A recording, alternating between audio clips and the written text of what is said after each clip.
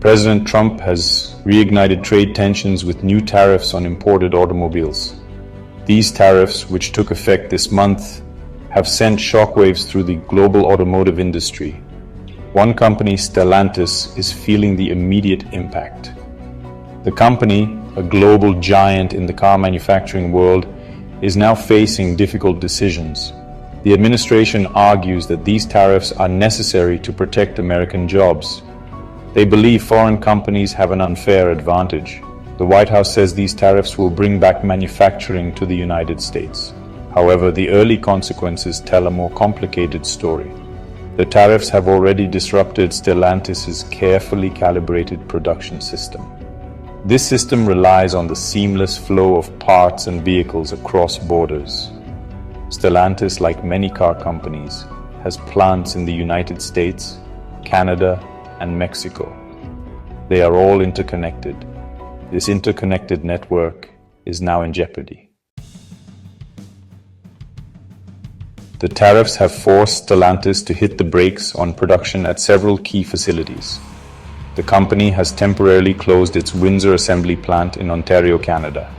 This plant, responsible for popular models like the Chrysler Pacifica and Dodge Charger Daytona, will be offline for 2 weeks. South of the border, the situation is no less dire. Stellantis has also idled its Toluca assembly plant in Mexico for the remainder of April. This plant produces the Jeep Compass and the electric Wagoneer S. These closures have a ripple effect, impacting suppliers and dealerships across the continent.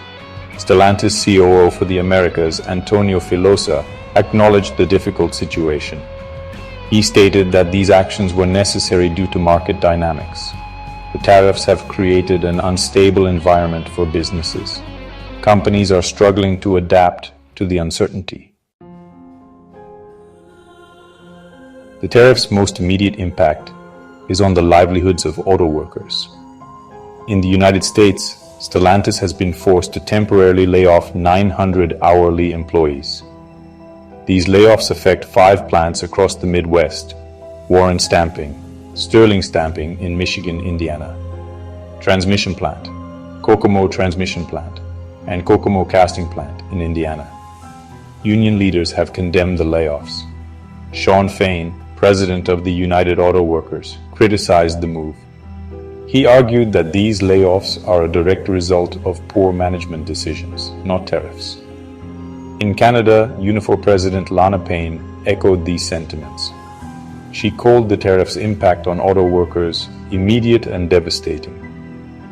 While many laid-off workers will receive some compensation through union contracts, prolonged shutdowns pose a significant risk.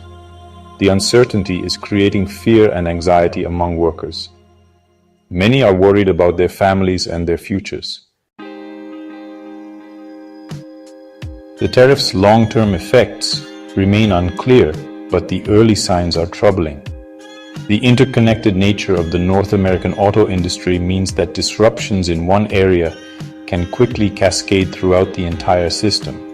Stellantis's stock price has already taken a hit, falling by more than 9% since the tariffs were announced. Other automakers, including Ford and General Motors, have also experienced declines. Consumers can expect to see higher prices for both new and used vehicles, as well as for repairs. The tariffs have set the stage for a potential trade war. This could have far-reaching consequences for the global economy.